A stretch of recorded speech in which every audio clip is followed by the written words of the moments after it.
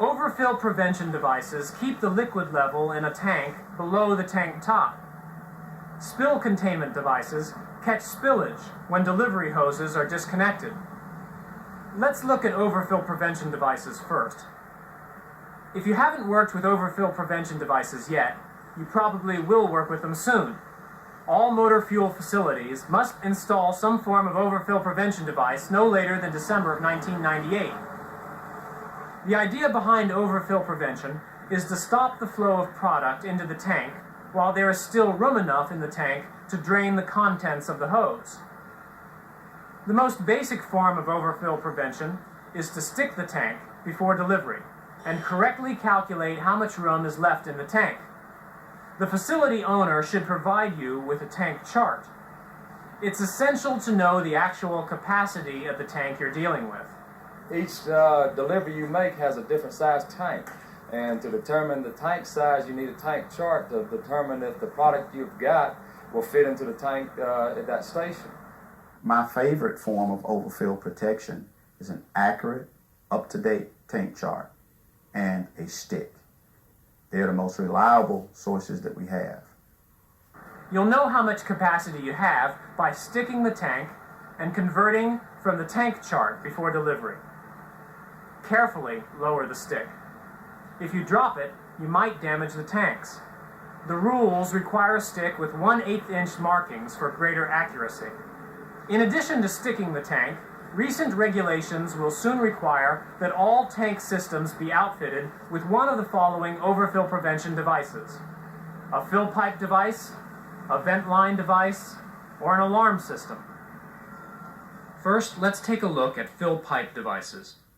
A fill pipe device usually has a float mechanism that closes a valve in the drop tube when the liquid level nears the top of the tank. There are many different designs and manufacturers. Most devices allow a trickle of liquid to continue to flow after the valve is closed. This allows you to drain the contents of the hose into the tank. It's easy to tell if a fill pipe device has been installed. Just look down the fill pipe and see if it's narrower a few feet down. You can tell when a fill pipe device has stopped the delivery because the hose jumps when the valve closes. When this happens, close the delivery valve immediately. Wait for several minutes to be sure there's no pressure in the hose. Then flip open one ear of the truck end of the hose connector to allow the air to enter the hose and the product in the hose to drain into the tank. It might take 5 minutes or more for the hose to drain. Do not disconnect your hose completely until the sight glass is clear. Be careful when sticking the tank after the delivery so as not to damage the valve in the fill pipe, which may still be partially closed. Now let's look at the second type of overfill prevention device. It's installed in the vent line inside the underground tank. As the fuel level rises, a floating ball blocks the vent opening, allowing only a small amount of air to escape. When the vent line device closes, the air in the tank acts as a cushion, so there is little or no hose jump. The only way for you to tell that a vent line device is closed is that the flow of product in the hose will be reduced to a trickle. When this happens, close the delivery valve. The air trapped in the top of the tank has been pressurized by the weight of the product in the hose and the truck. You must wait after you close the truck delivery valve for this pressure to bleed off through a small hole in the vent line device. If you don't wait for the pressure to be relieved, gasoline will spray out or blow back when the hose is disconnected, creating a potentially hazardous situation. You must wait a minimum of 5 minutes after closing the delivery valve to avoid a spill. If the tanks are manifolded, it can take 10 to 15 minutes to bleed the pressure. Once the pressure has been relieved, carefully open an ear on the truck end of the delivery hose connector to allow air to enter the hose and the product to drain into the tank. Draining the hose may take 5 minutes or more, so watch the sight glass so you can tell when the hose can be safely disconnected. Vent line devices usually require expensive excavation to be added to existing tanks, so they are most commonly found on newly installed tanks. The third type of overfill prevention is an alarm system. Here, a sensor inside the tank triggers an alarm when the tank is almost full. You must be able to clearly hear and identify the alarm while standing by your truck. You may have only 60 seconds from when the alarm sounds to when the tank is overfilled, so you must quickly close the delivery valve when you hear the alarm, then reset the alarm. With the delivery valve closed, carefully open an ear of the truck end of the delivery hose to drain the product in the hose into the tank. This should take only a few seconds.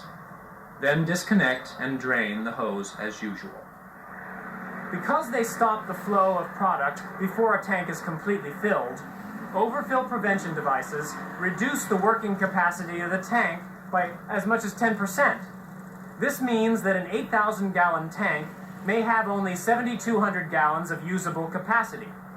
When an overfill prevention device is installed, the facility owner should inform your dispatcher of the working capacity of the tank, so that you can correctly calculate how much product you can deliver into the tank. Now let's look at spill containment equipment. It used to be that drips and spills from delivery hoses were drained into the soil around the underground tank fill pipe.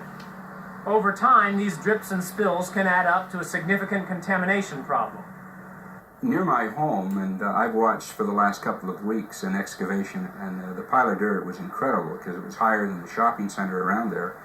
But I took the time to go by and look down in the hole just to see where all that dirt was coming from.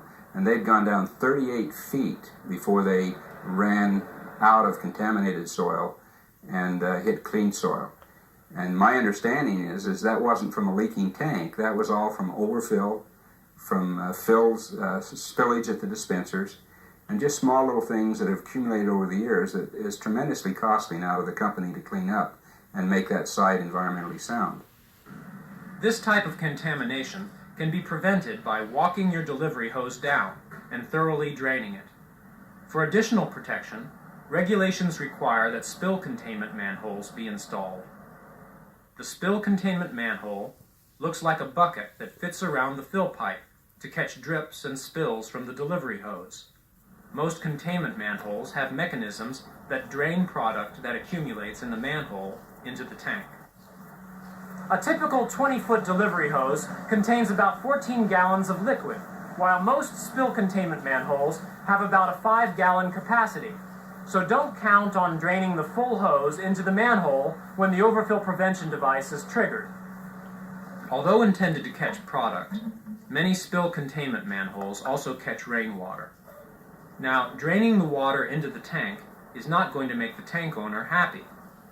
If you're lucky, there will be a pump device for removing water, but a turkey baster works well too. Put the water in your spill bucket so you can dispose of it properly. The drain mechanisms on spill containment manholes must also be maintained to ensure a tight seal, especially when vent line overfill prevention is used. If the drain valve is broken or stuck open, this opening will become the vent for the tank when the vent line overfill prevention device closes. This will release an invisible cloud of flammable vapors in the area of the fill pipe. If the delivery valve is not quickly closed, the spill container could become the source of a fountain of gasoline. So check the operation of the drain valve before you make a delivery to be sure it's closed.